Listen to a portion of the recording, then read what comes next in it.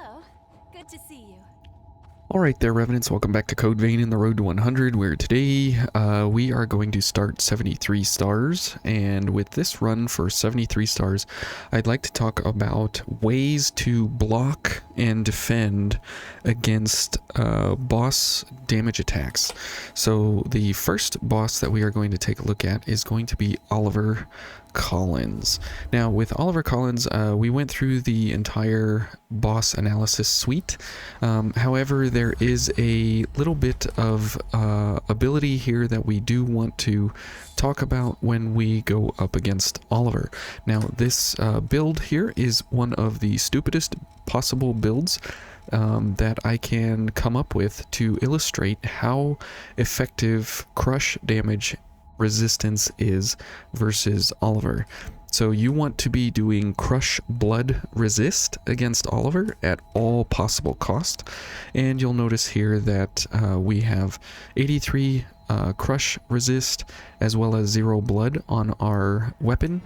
You'll notice that the Noble Silver is the highest crush defense veil in the game, and it has 63 here with our ridiculous build here as having 5 vitality up bonuses here. That is the only way to get access to defensive order on Queen's Breath, and the reason being is this here I will show you. So once we do that, we are at a 97 crush resist. We are not quite to 100, but going solo, this is one of the highest possible ways of getting crush resist on your blood veil. Now also, if we use Prismatic Veil and Steady Bulwark here, you will notice on our weapon that we get 99 crush and we get 45 blood resist. So between our veil and our weapon blocking on crush, we should be pretty well defended for everything Oliver is going to throw at us. So let me illustrate here some of the defense that we will go up against here.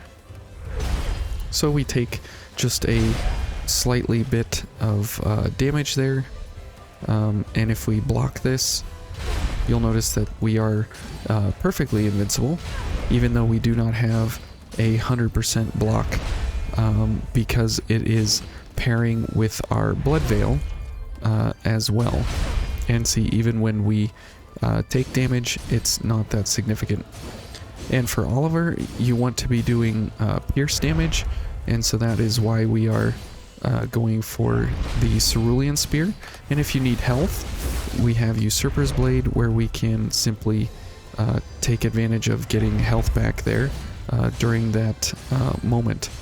Okay, and this attack here, that is a Crush Blood attack, and Oliver does Crush Blood on all of his attacks.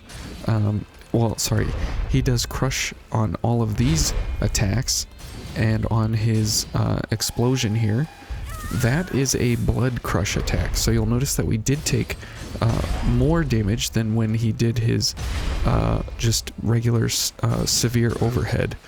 And so you can just continue to poke Oliver here, which is no problem, and you'll get health back every time you use Usurper's Blade, and we can dodge out of the way and get ready for the next attack. And you see that as soon as our damage resist was much higher there, or much lower, but if we continue to block now with Prismatic Veil and Steady Bulwark, we are completely able to block all of that damage, and then again we get slapped. So you can see that we are in some pretty great defensive maneuvers here. So we'll go for our defenses again, and now we can eat these attacks again pretty easily here. There's really no reason to worry about those, and we'll take some health back from Usurper's Blade, and again, who cares about getting hit, because it just doesn't matter. And that is how you can defeat Oliver, not necessarily based on defenses, but having an insane amount of defense where you can mitigate pretty much all of his where you can mitigate all of his attacks. Now, if we look at his blood attack for that explosion that he does, let's take a look there. So let's go ahead and start 73 stars, and that is some of the fun enhanced difficulty. So here we go. And so that is some of the fun that you can go about engaging with the defenses here in the game, is that once you know exactly what to defend against for each of the bosses, it really removes the trivial nature of just running in and poking the boss as much as you can, doing what you can for the moment, because you're pretty much invincible to everything they're gonna do. Now, this is the case for pretty much every boss in the game. There are defenses that you need to pair up against specifically, and the way that the defenses go, you can either pick the element if they do an element, or you can pick the physical if they do a physical. Either way, if you pick one of those defenses, because of how the defenses multiply, where physical times elemental happens, either one of those that becomes a 0, the whole equation multiplies to a 0, so then they do 0 damage. So if you have a better chance to get Slash, Crush, or Pierce defense, then do that. If you have a better chance to go for elemental, go for that, because as you negate their defenses, or negate their attacks to boost your defenses, that's what I want to say, then you will reduce their incoming damage to effectively a 0, and because the multiplication of the defenses, you will zero out, you know, all the incoming damage from, regardless if it's like Crush Blood, like in Oliver's case. If we go for just blood on that second explosion attack, if we just go for huge amounts of blood resist, then we will be invincible to the blood explosion. If we go for Crush only, then we can also be immune to the blood explosion. So let's go ahead and zippity zoom over to Oliver, and I'll show you the blood experiment that we can do to check on Oliver's defenses for blood when he does the explosion. So that's really great that you can start to experiment with how bosses do damage, and what element they do is by maxing out and focusing on something specific, like blood, slash, crush, pierce, you know, lightning, fire, whatever you wish, and then that way you can actually capitalize on how to defend against that boss, and it will help you immensely in the idea of going for what to build for, as well as how to plan your defenses against the boss. So whether blocking is better, or whether taking the hit on the blood veil is better, or maxing out the blood veil so you can pair that with a I need to go back and get that. Apologies. So if you okay, we'll go this way. So if you max out the blood veil and you don't max out the weapon, your weapon will still block at 100%, because your blood veil is at 100% max defense. So you can mix and match your blood veil and weapon defenses to make sure that you're always getting nice shot, person, the maximum defense capability possible for each of the engagements. And let's go ahead and dismiss Louis here. Yep. Okay. And we will get rid of him, because it's no fun when the boss is getting slapped when you are trying to illustrate a certain point of view or a certain topic. So we will get rid of Louis for the moment, and probably we're gonna get shot in the back here, but that's okay. We'll take the yep. Okay, we got slapped by the big boy. So I guess what we'll do is we'll go around the side, just to make sure that we actually can get there easily enough. But this is a really fun, interesting way that you can go about engaging with the bosses to ensure that you are getting the most appropriate way possible. Okay, well, we got killed again. Okay, we gotta lure them away. That's unfortunate. I guess we could go for our defenses here as we go up the ladder. Because why not? Alright. These guys. Alright. So when you're going for a specific boss, again, you can't actually assume anything that you're doing is actually correct, because what you have to be doing at all what you have to be doing at all times is testing everything, and that way, once you get confirmation that your test and your hypothesis is correct, you test it again against several other parameters to make sure that you are accounting correctly for the different defenses and the different subject matters that you're going up against. Okay, so let's go ahead and collect up here, and we'll just go ahead and get this guy interested. He's going to run around. Okay. And then we can... Okay, never mind. That guy does infinite amounts of damage. Crazy. He just did 3,000 damage, which is absolutely bonkers, even though we have insane defense here. I guess we could go for... I don't really want to fight these guys, but I guess we can go for Foul Blood, because sure, why not? Okay, there we go. And let's try and pull these guys over, and we will get rid of some of the gunners here first, and we'll go ahead and make sure that we have enough healing here. We'll let that guy go up there. Okay, and yep, there we go.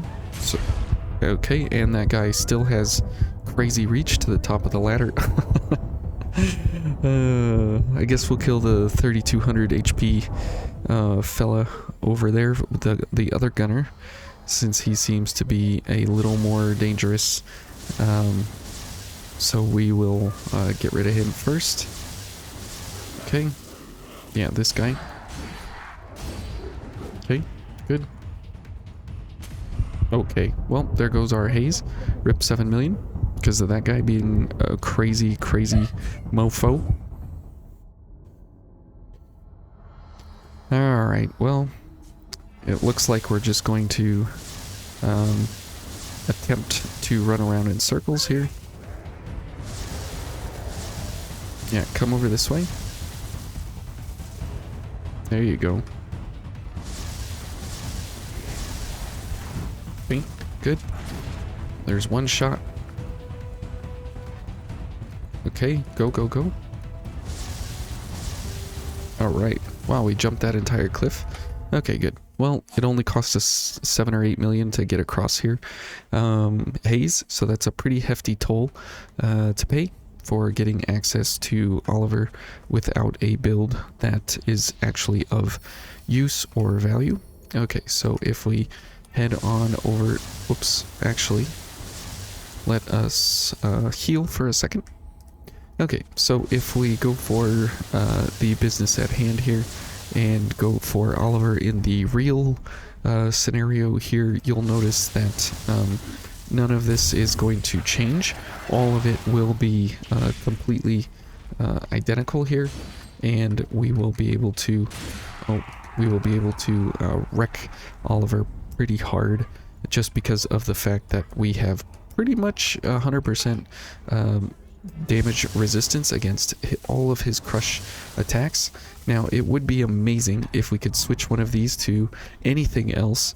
Now we can, after we use defensive order, we can switch that to anything else we want, which we can do upon getting focus, get 300 health, because that will be an insane method to continually get health back, because you are not taking as much damage as you would think you would be. And so if we go for Usurper's Blade, and then we get our defenses going here, we can switch this one to Goddess's Smile, and that will allow us now to actually take damage and heal off of the damage that we are taking from Oliver. So we definitely want to get hit, so we are getting focused much faster here. Either that or dodging, one or the other.